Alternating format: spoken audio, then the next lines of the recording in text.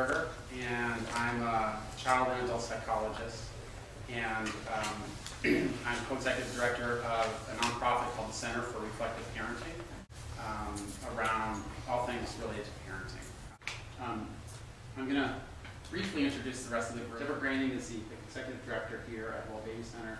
We have Susie Leonard from Kids Place, the director there, and Eileen O'Sullivan, who's a dry instructor and also working here at Well Baby. So I'm going to say a few words about that relates to this idea of discipline and providing a loving way of creating discipline within families. It really is, I'm going to talk a little bit about attachment. In a nutshell, attachment looks at the relative balance between early relationships between children and their parents in terms of the balance between providing a sense of connection and understanding and closeness, maybe the feeling side of the relationship, being able to, it's empathy and compassion and the sense of helping children feel a secure connection. And then also the other side, which has to do with facilitating their autonomy, their exploration, their independence. It has to do with helping them with setting limits and with being able to move back and forth between those two, coming in closer when they need you and moving away when they're able to on their own. And the discipline piece is more on the latter of those two poles that I'm talking about.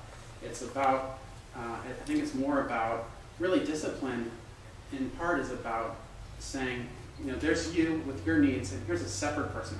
I'm your dad or your mom, and I have another agenda, and I may need to set a limit that is counter to what you're wanting at this particular moment. When a young child wants another cookie, and you come in and say, no, you've had 2 cookies, and that's going to be enough. That's asserting your separateness and their separateness. And the two go hand in hand. And I think a lot of times, the discipline side of things is the harder side for a lot of parents. And at the same time, from doing the research, we actually know that there's a great range in terms of this balance. And what we call secure attachment or secure reflective kind of ways of parenting, there's an ability to straddle both. To be able to move in and make that connection, but also to be able to be separate and help your child deal with their frustration and deal with the real limits of the world. And then little less secure kinds of attachment tend to favor one or the other side. So there are some parents who are stronger at setting limits, maybe, but their limits might be a little bit rigid, and they have trouble connecting up with on a more emotional level. And on the other side of the continuum, moving away from the balance, there are parents who are super empathic and connected and more comfortable with emotions, but sometimes have a harder time around the separateness and setting limits. So we're always trying to get back towards the center, the balance between the two. I really like sort of the title of tonight's talk, because I think a lot of times we understand how that connecting side, when we're feeling close and we have a mutual understanding with our kids, that feels like that's where the love is. But actually, both sides require love, because it's hard to set limits. It's not fun, and often we get put in the position of being the bad guy. But really, to be able to follow through and realize the long-term benefit of that, I think, comes from a loving place. So it's also an opportunity, even though it's in the butt a lot of times. It's an opportunity to help your children grow and develop. And so that's kind of how we think about this topic. So, Eileen? I was asked for this to focus more on the idea of how you parent in comparison to how other people parent, or maybe how your parents parented, and are full of advice for you on how to do it better, or the way they did it. And because that's a common thing that comes up. You can parent however you want, and then you go to the park and your kids still have to integrate with all these other kids, and you still want to be accepted and not look completely insane for your parenting choices. You don't want to feel rigid, and you don't want to feel overly permissive like your child. So you're constantly weighing these things when you're trying to set limits in front of your peers. So it starts out that way. It starts out that you end up with these people that you are in possibly a prenatal yoga class with, and you keep hanging out with them. And it turns out you don't have anything in common with the way they're going to parent, and then you start to, immediately the questions begin, because somebody seems to have it all together who was in that prenatal group with you, and you are flying by the seat of your pants, and you're just trying to get through the night, and you're begin judging, and you begin comparing, and then you decide, then you start reading books. Because where did they get this information? Did they have some secret, inroads to this information? And then they start reading, and then they start trying to convince you that everybody should have the happiest, smartest baby in the world. Or on the block. Or on the block, for instance. And then that is that the goal. And you start to manage, you start to get away from what works for your family, what works in the limits of your family, what your limits are. You start to get away from what you want. And if you left tonight with any one thing, or two things for me, it would be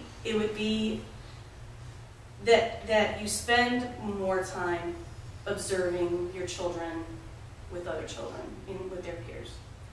That doesn't mean just being with them. I mean, it's quietly sitting and watching them engage in an environment or with other people.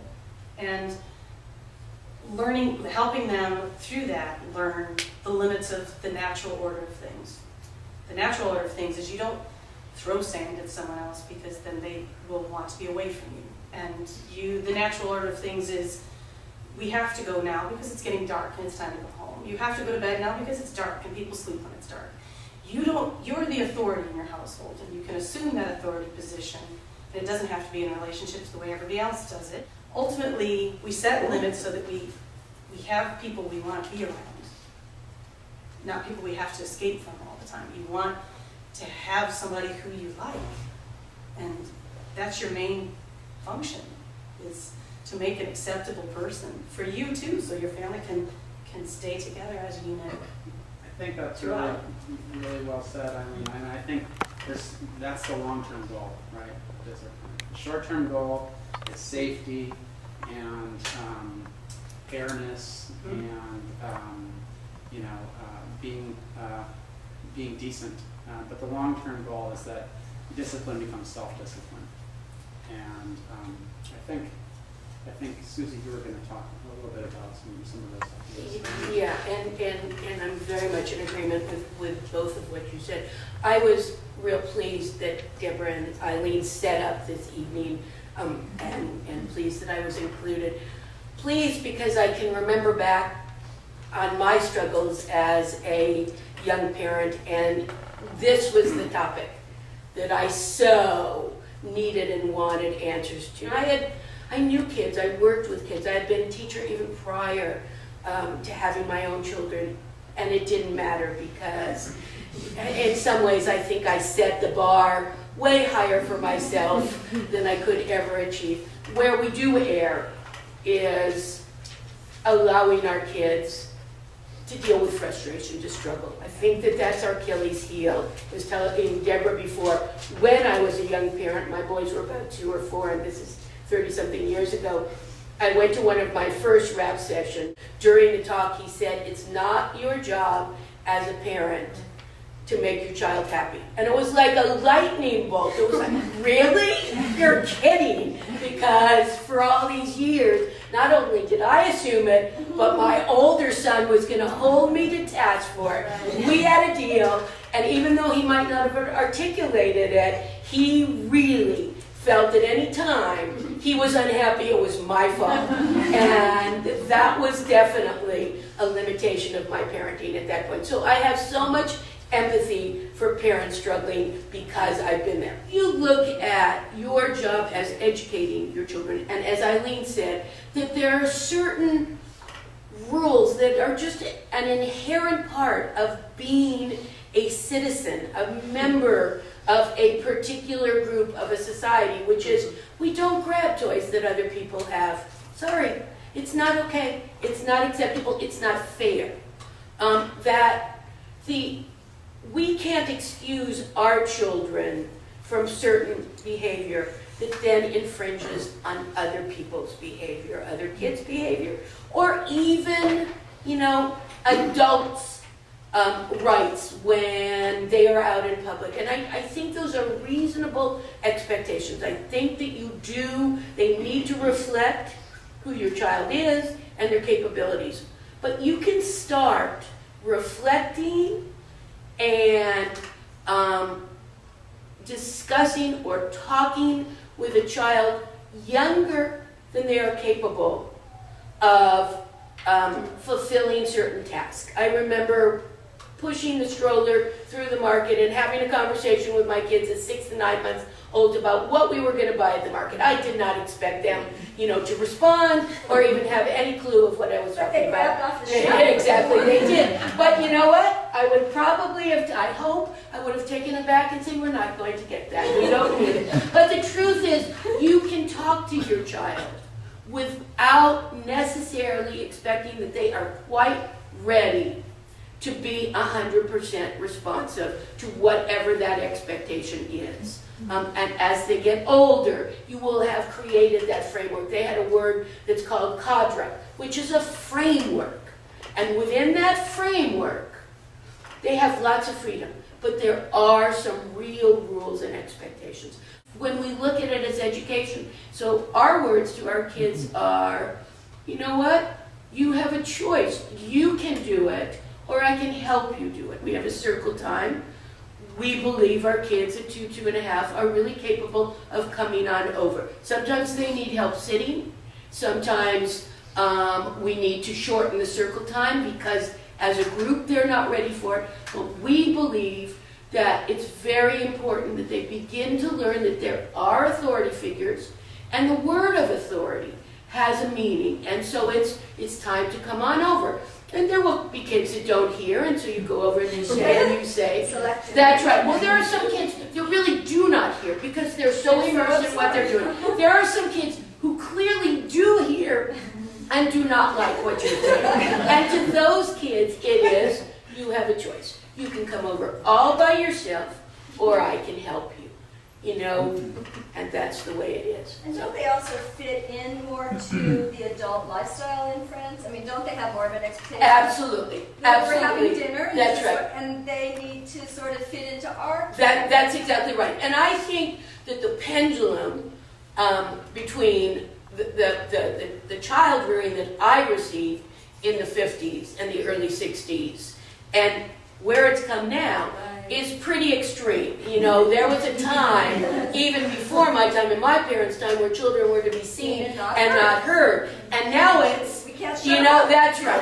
Parents are you know, that's exactly right. That's exactly right. Our kids are ruling our life. As parents today, as you say, the pendulum has swung. I mean, there are studies that show that the best outcome for children is this middle ground, this middle area where you're not so afraid of your child's displeasure or anger at you in the moment, you're not so afraid of that you let them be boss, which doesn't make them feel good because they feel like they're bullying you. Meltdowns in and of themselves are not necessarily a sign of problems. I think there's probably an optimal amount of meltdowns, and it's not none. It isn't. It really isn't. I know they're not fun, but it's not none because there are children who never melt down, and the kids who don't show any distress at all. When we do physiological measures, there's some kids that show lots of distress. Some kids that show distress, but then can get re-regulated when the parent comes back and show them that don't show any at all. Well, cortisol, which is a stress hormone, was the highest in the ones who didn't show any distress. It's pretty high in the ones that show a lot of stress and don't get calmed down. And it's the lowest in the kids that can show us the feelings but get re-regulated. So meltdowns are a part of early childhood. That's right. They just are. And being able to keep that in mind and not feel like they're a failure. That there can't be too many. And I think what you can start to think about is that one kind of signal is when a tantrum, you see a regular pattern of a tantrum being used strategically. That's a problem, right? Also knowing that kids have a range in terms of their frustration tolerance that has a biological contribution to. And some kids are just have a harder time regulating their behavior and their emotion. Unfortunately, as a mom, I set up the pattern of being in between their toddler beds and helping them soothe, they go to sleep, whether it's nap time, rest time, or evening time. And the plus side is that as a mom, I'm tired, so I use that time to meditate and go within and use that. So sometimes it's a good thing. All three of us are resting. So it's like, part of me is okay with this, but there's the other piece.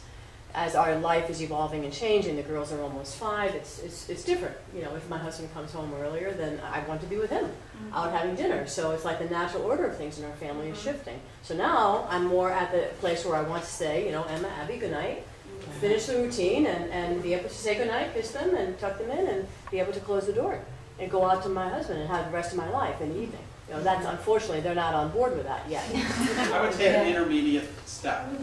So, I wouldn't go from you're staying until they literally fall asleep to or you're on your own and I'm done. Yeah. I would do check-ins. So I would suggest saying, like Eileen and Deborah said, another time of the day, sort of talk, about the problem, and then I'm going to go for 5 minutes and do some dishes, and I promise you, I'm going to come back, but I'm going to need you to stay in bed. Identical problem. Plus, since we have a second daughter, which is only a year old, who sleeps in the early morning hours, often in our bed, which is already one bed guest, basically. My older daughter, which is now 3, made it the habit, since ever she saw that the younger one is sleeping there, to get up the minute she opens her eyes in the night, just to turn. She gets out of bed, she runs into our room. And we get her back maybe once, you have that energy. Maybe twice, and that's where your energy ends, and she comes a third time, and she comes the first time, and if she doesn't, if you leave her alone, you don't stay with her, then until she falls solidly asleep, she is screaming the neighborhood together, basically. And we have a house, you would think it's not an issue, but our baby daughter, her sleep patterns would be entirely ruined if we let her throw her little fit, every couple hours, basically, even just for a few weeks. So we hushing her down somehow, and we doing what she wants for the sake of the other daughter at least getting some sleep. Was the older daughter in your room before the new one came? No, she actually had a night. She was very early sleeping through the night. When she was 3 or 4 months old, she slept at least until 6:30 in the morning, which we were very happy with. And she didn't come in the night. I have an idea. So one thing you could do around something like this would be something called storytelling technique. And you could make a little book, very simple little book out of construction paper, 8 pages maybe, fold it in half, staple down the sides, stick figures. And what's your daughter's name? The older one is Mia. Mia? So, this is Mia's family. Mia lives with whoever she lives with, her mommy and her daddy, and they lived alone in this house. And then, page 2, Mommy got pregnant. a little picture, and your belly starts to get bigger, And then, page 3, it's even bigger. And page 4, the baby comes, and you very simple. You don't have to be an artist. You're giving her something, and which is, first of all, that you're understanding what's going on, and you narrate it in a very simple way. There's no moralizing. It's not, and now she's going to learn how to stay in her room at night. It's just telling the story. And then you can give it to them, and maybe they read it once, and maybe they read it 30 times. That's hard to know ahead of time. But it's a way of helping them get out of their experience and start to begin to reflect. Yeah, because what you're narrating really is the change, the shift you know, that her world is turned upside down, right? And there are good things about it, and you could put maybe, you know, sometimes she likes to, you know, help mommy change baby's diaper, the little one's diaper. You can put the positive things, but you can also put the hard things in there. My question is how to handle the I want to do it by myself thing, which I love, and which I know she gets from me because my first words were myself, and same with her. So, but it takes, you know, if you've got 15 minutes to get to school or whatever, and she wants to do it by herself, everything, and it takes forever. I don't want to crush her little independent spirit, but we gotta go. That was the sort of the theme. Okay. Question. Yeah, How do you it's parent naturally, English yeah. without crushing this? You know, when you want a spirited child, you get a spirited child, and that's the good news and the bad news. They're going to have a voice. They're gonna feel empowered. And you know, and again, it's one of these situations where, you know, rocks are hard. You know, we need to go, and she doesn't have to be happy about it. If you really don't have a choice here, some things aren't a choice. Safety issues aren't a choice. They don't, you know. But we're so afraid of our children's unhappiness. There's something from Corinne Seeds. My children briefly went to UES, and the founder wrote something called "The Right to Be Unhappy." And this person said, you know, if I could have done it over again, I wouldn't have been so hijacked by my children's unhappiness. I would have allowed them to have a whole range of feelings, including unhappy. But if you give them a warning, we're going to have to leave in 5 minutes, so if you want to do this yourself, put your shoes on yourself or whatever it is, by self, then you need to do it right now. Possibly you can follow you can let her do it by herself, but there are also going to be those times where you're going to have to step in. There's a thing that I really love from the Circle of Security Project, which is a related attachment-based program up in Spokane, Washington. They have a little thing on their website. They talk about everything you need to know about parenting in 25 words or less. And I'll see if I can say it accurately. It's, whenever possible, follow your child's lead. So that's when you can. When you can. Whenever necessary, take charge. And always remember to be bigger, stronger, wiser, and kind. And that covers a lot, right? Following your child's lead when you can, taking charge. It is. It's always remember, not always be that, but always try to come back to that place. Don't be afraid to be firm with your child. Look at me, go down to their level, not with anger, but with firmness. And firmness is not cruelty. So you need to know in your mind you're not being cruel. You know, as a therapist, if I'm talking to somebody, I need to know I am not being cruel by, you know, telling them something that they may not want to hear. I have to know what my intention is, and every parent has to know what their intention is. And if their intention is true to their heart, it will work. I think one of the most important things I just want to emphasize in what she just said in walking you through that process is the space from which the parent is coming on the inside, and how that is something that children sense and feel and won't be able to articulate or put words to, but is immensely important. It's just as important as what you do. Yes. And so that little way of, you know, the mindfulness practice of getting centered, sometimes it's about, you know, taking time away before you come and set the limit. Sometimes it's about connecting up and getting support from a partner. But those things that help you be in that more centered place as opposed to the reactive place, then it's much easier to set limits.